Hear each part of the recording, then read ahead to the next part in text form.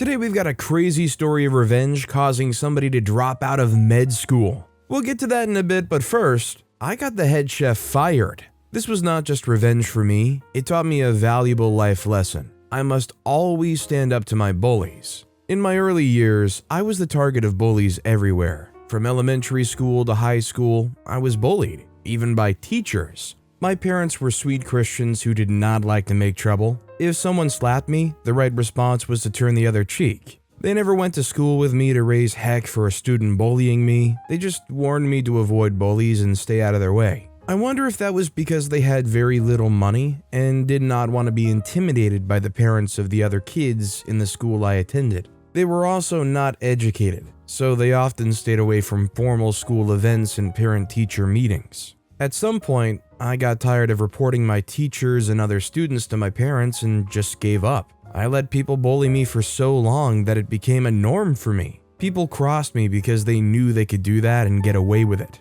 After school, I moved to the city where I went to a small culinary school. Even though I was the brightest student in my class and we were all adults, I was bullied by some of my classmates. It made no sense to me. I'd thought that since we were all grown and no longer in high school, I wouldn't have to deal with bullies anymore. I spoke to my family's priest, and he smiled and told me that bullies were everywhere. He advised me to always report bullies to higher authorities and not let them get away with bullying me. I took his advice, and the week after, I reported one of the guys who bullied me to the school's administrator. He was expelled immediately because the school had a low tolerance for bullying, and my reporting him was the last straw. And 2 other people had reported him. Sadly, the world works in favor of bullies. My bully was also the class jester, so everyone hated me for having him expelled. I was ostracized and bullied even more. People knew me as the snitch and stayed away from me. They never included me in any of the fun activities. That helped because I was able to focus squarely on studying and practicals, and graduated as the best student in my class that year. After graduating from culinary school, I moved back to my parents' house. It was hard for me to be around them and not earn at all. My parents had me later in their lives, so they were old. And the fact that they still had to work made me very uncomfortable. I tried to get a job in several restaurants in the city, but I was either overqualified or there were no vacancies. The food industry in my country was highly saturated. People were hardly looking to hire more chefs. Still dealing with the misery of my unemployment, my dad got ill and passed a month after. It was a sad time for my family. My mom had her sister move in with us with her 2 children just so she wouldn't be alone. I still didn't have a job, but I was determined to get one. I moved to the city for a while and did private catering, but just like with restaurants, it was saturated too. The demand for private caterers was very low, and most people already had their preferred chefs. Since food is a very private and personal thing, not many people were ready to try new chefs. I knew deep down that if I wanted to break even in the food business and achieve my dream of owning my own restaurant, I would have to move out of my country. I wanted to, but I kept thinking of my mom. I was her only child and she had just been widowed. I worried about what my absence would do to her. One day I spoke to the aunt who lived with us about my dilemma, and she encouraged me to do what I had to do. That same day, I told my mom that I was considering leaving the country, and she had a fit. She didn't even listen to me. I had to leave the house because she was very upset. My aunt managed to convince her eventually, but before then, I had applied for a visa already and was communicating with a pen pal I'd made over here many years before that. When my mom gave her blessing, I was only just waiting for my visa approval. As soon as it was approved, she gave me some money. I got some money from a former teacher for my plane ticket, and I traveled. My pen pal was kind enough to let me stay in his guest room, and I lived with him for 2 months while working 2 different jobs as a waiter. He lived in the countryside, so it was a lot more difficult for me to get a decent job in the kitchen. There were hardly any restaurants that served intercontinental dishes since there was hardly a demand for them. I saved all through the 2 months till I could move to the city. When I moved to the city, I found a small apartment I could share with a young lady who was a waitress and also an aspiring actress. She told me about an opening for a waiter where she worked, and I applied. It was a big hotel in the center of the city. They were known for their great meals that cater to people across different continents. The hostel was so huge and beautiful. I'd never seen anything that modern and gorgeous in my home country. As soon as I walked into the hotel's restaurant, I knew that I didn't just want to wait tables there, I wanted to cook in it. I kept looking around, taking in the beauty of the restaurant, the cultural decor, and the different sections made for the different kinds of meals. It was simply amazing. I'm a born chef, and nothing gave me more joy than looking at kitchens. I love to look at kitchens and pass my judgment on them. That day, I wandered into the hotel's kitchen and was spotted by a small man in a huge chef's hat and an oversized coat. "What are you doing here?" he asked, glaring at me. "I'm sorry," I apologized, looking over at him and into the kitchen. I just couldn't help myself. "No unauthorized entry," he barked at me. "I'm sorry," I apologized again. "I'm here for the waiter's interview." He pointed in a direction without looking up at me. I thanked him profusely and walked in the direction he pointed at. My interview went well and I was hired immediately. The hotel was holding a huge conference where different people from different parts of the world would be in attendance and they needed many hands. I worked in the hotel's restaurant for months, patiently waiting for when there would be an opening in the kitchen so I could apply. While I was waiting for an opening and waiting tables, the head chef resigned. He'd been struggling with bad health and his children wanted him to retire. He stubbornly refused to do that for a while, but soon gave in when his health deteriorated as time passed. The hotel tried all it could to retain him, but he wouldn't stay. One of the sous chefs was promoted and became the head. He was the small man I met in the kitchen the first day I was at the hotel's restaurant. I knew from his accent that he was from my home country. I also knew that he could tell from my accent too, but he never tried to speak to me or establish any kind of personal relationship. He barely even acknowledged me. One day, one of the guys at work had his birthday, and since it was a busy day and night, we were all at work. After we were done catering to the guests that night, the restaurant's manager suggested someone cook something to celebrate the birthday guy. The chefs had been working all day and were tired, so I offered to cook something. The guys at work didn't even know I could cook. The only person who knew I cooked was my roommate, and since she hardly ever socialized at work since she was busy featuring in every movie as an extra, she probably never got to tell anyone at work that I cooked. That night, I made the best pasta any one of them had ever eaten. They said that themselves. The accolades I had received from friends were overwhelming, even from the manager, who encouraged me to apply for the position of sous chef. "It's my birthday, but everyone loves you," the birthday guy joked. "I don't hate you for that, as long as you can cook me that tasty pasta sometime in the future." I smiled and promised to do that in the future. I also told my manager that I'd put in the application for the position of sous chef. Everyone was smiling and having a good time, except for my countryman, the head chef. He looked very disturbed. As part of the test for the position, I had to cook 2 full-course meals, which the restaurant's manager, the other sous chef, and the head chef will supervise and get a taste of. All through my cooking, the head chef made me very uncomfortable. He yelled, scoffed, and sometimes even laughed at my process. It was so obvious that he was trying to sabotage my efforts. Luckily, the other chefs ignored me and judged me well. The manager was impressed too, and the week after that, I resumed my job as a sous chef in the restaurant. My roommate got a better job and moved out of our tiny apartment, but my salary was increased and I was able to afford to live on my own. I converted her bedroom into a guest room. Life was good, except for when I was at work with the head chef. He made working unbearable for me. Cooking is what I love doing the most, but it became strenuous doing it around him.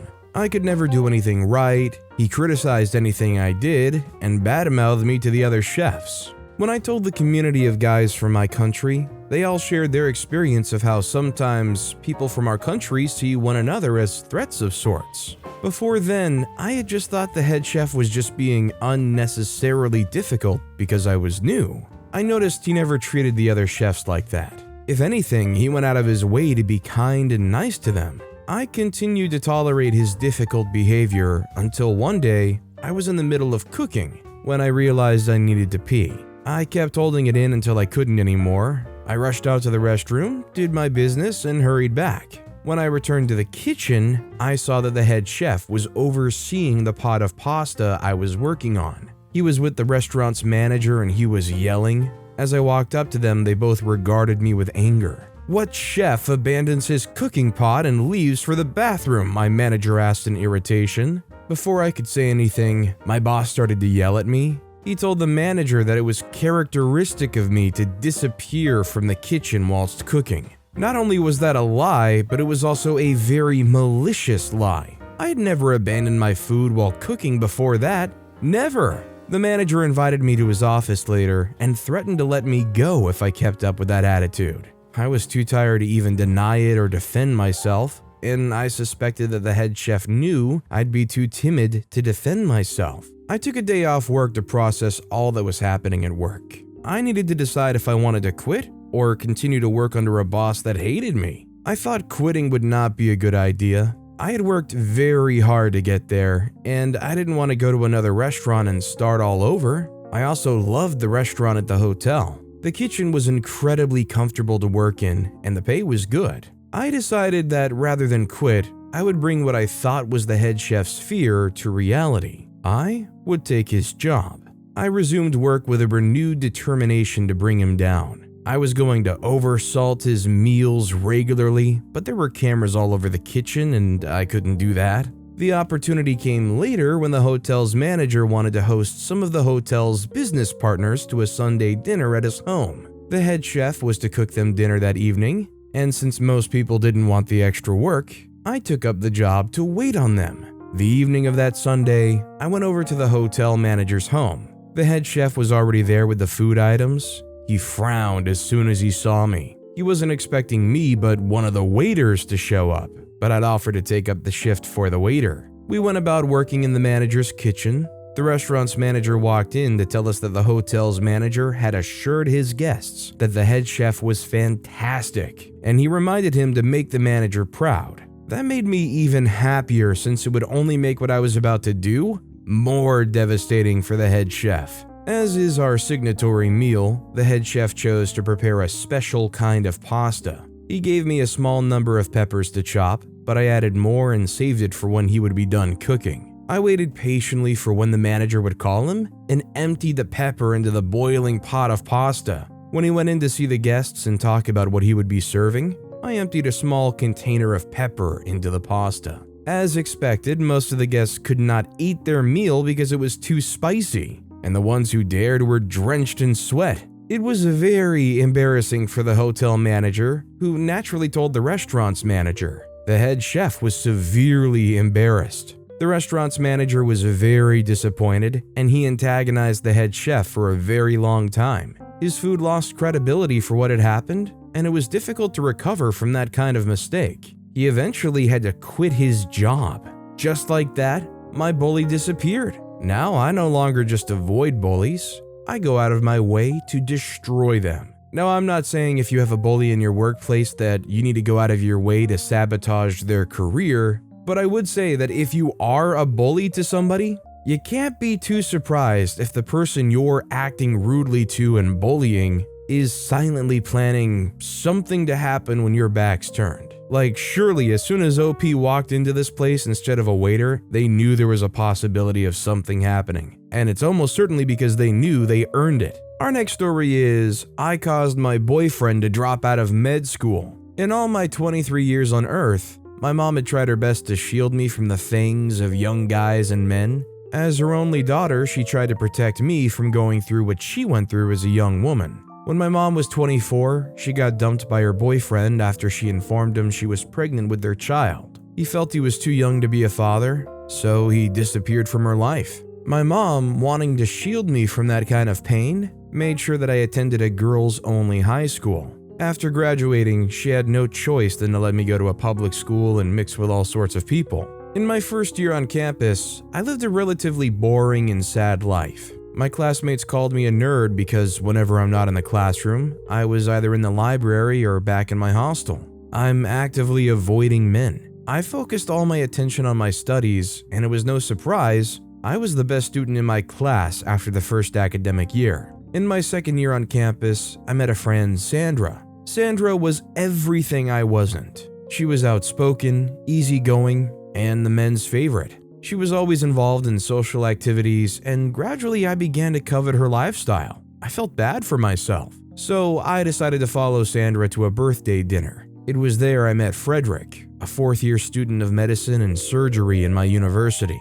We immediately started talking, and I realized that I thoroughly enjoy talking to him because we share the same opinion on a lot of concepts and ideologies. We argued a bit when the discussion tilted towards feminism. We argued, laughed, and agreed, then we laughed again. That night ended with me smiling to myself as I went back to my hostel. It was love at first sight. As we didn't remember to exchange contacts, it was 2 weeks later I met him in the parking lot of my coursemate's building. Our eyes met and I felt a kind of electrifying shock run through my body. He called my name and I knew at that spot that I'd been hooked. He asked me out on a date and I agreed. Our first date was everything beautiful. He took me to a very fancy and cozy restaurant. When we entered, we were directed to a secluded corner with beautiful candles on the table. The atmosphere made me fall more. I love me a thoughtful and romantic man. We ate to our fill, had small talk in between meals, and danced after. When we were about to part ways, he dropped a light kiss on my forehead. It felt like I was floating on fluffy clouds, and I ended up dreaming about us getting married. The next day, Frederick asked me to be his girlfriend while we were chatting on WhatsApp. Without giving it a second thought, I agreed immediately. So we started dating, and 2 weeks later, I went to his place for a sleepover. Before the weekend ended, we were already making plans of how we'll spend the rest of our lives together. Weeks rolled into months, and the love we had for each other had increased tremendously. He was my go-to person for everything. Whenever I had a problem with my academics, I always told him and he helped in the best way he could. He was also my gist partner. We gossip about everything and nothing. During my 22nd birthday, he made me feel like the most loved person on earth. He stayed awake till midnight to be the first to wish me a happy birthday. He sang a lovely birthday song to me. And during the day, he threw a surprise party for me. He gifted me my first iPhone on my birthday, and on his birthday, I gifted him a laptop. I learned to be vulnerable with him. He knew about my weak points and areas I consider too ugly for the public. He accepted me with all my flaws, and I accepted him too, just the way he was. Ours was a match made in heaven. His neighbors referred to me as their wife. We went out often, and we usually came back to his place to enjoy the rest of the night together. It was blissful while it lasted. 1 year into the relationship, when I was in my penultimate year at the university, he encouraged me to move in with him, majorly to save cost and also for us to be together more often. I gladly obliged and moved in with him when my house rent expired. 6 months after moving in with my boyfriend, I fell seriously sick. My boyfriend took me to a private clinic, and it was then disclosed to us that I was pregnant. We were short of words. Never in our wildest imaginations did we harbor the thought of nursing a baby this soon. When we got home, my boyfriend suggested that I go for an evacuation. I initially refused, but he was adamant. He didn't want the presence of a baby in our lives to ruin what we had together. So the day after, he took me to a clinic where it was removed. After the operation, my boyfriend nursed me like a baby. He made my recovery process easy. Just like every other relationship, we had our very rough moments. Sometimes we fought and argued, but we still found a way of settling it and getting back together. Until the day I found out that my first boyfriend, who claimed he loved me dearly, is a serial cheat. In my final year, part of our graduation requirement was for us to embark on a field trip. The trip was to last for 5 days. I informed my boyfriend about it, and I started preparing in earnest for it. On the D-Day, 2 hours before the train we were supposed to take arrived, I remembered that I left my favorite pair of sneakers at home. I then rushed home to pick it up. On getting home, I met 2 pairs of slippers on the doormat as opposed to the single pair I saw when leaving the house in the morning. I knew my boyfriend invited a visitor immediately after I left. I was curious to know who the person was. Instead of knocking, I decided to peep through the window. What I saw next left me dumbstruck. I was mad with anger. I saw stars. It felt like my soul had exited my body. What I saw was too bad to be true. I felt betrayed, hurt, and sick at the same time.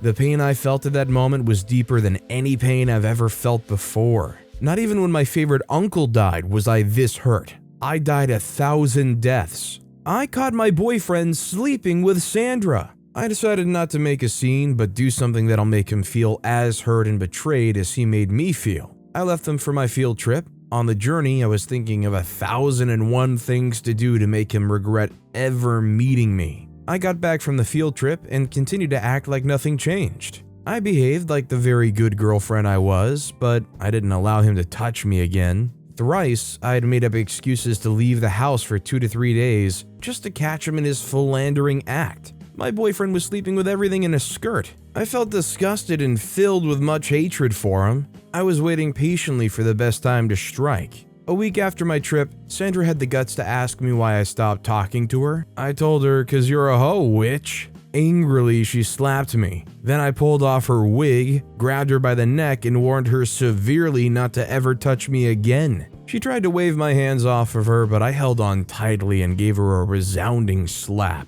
My course mates around opened their mouths in amazement. They'd never seen me in that form before. After the activities of that day, I went straight to the management of Sandra's private hostel. I reported to them that she was harboring a squatter in her room, which was against the codes and conducts of the hall. They went to ascertain the truth of my claim, and she was caught red-handed. At that moment, she was summoned to their conference room, and the manager made an announcement that left Sandra in tears. She said, "Having found that you, Sandra Johnson, have violated the codes and conducts governing the proper functioning of Queen Elizabeth II's hall, you are hereby ejected from the hall with immediate effect. Failure to pack out immediately will attract a fine." She felt really sad because she recently renewed her rent and it was over $1,500 of her hard-earned money. When she was crying at the entrance of the conference hall, I passed her front and let out a loud laugh. She was shocked to see me. She knew I was the one that betrayed her.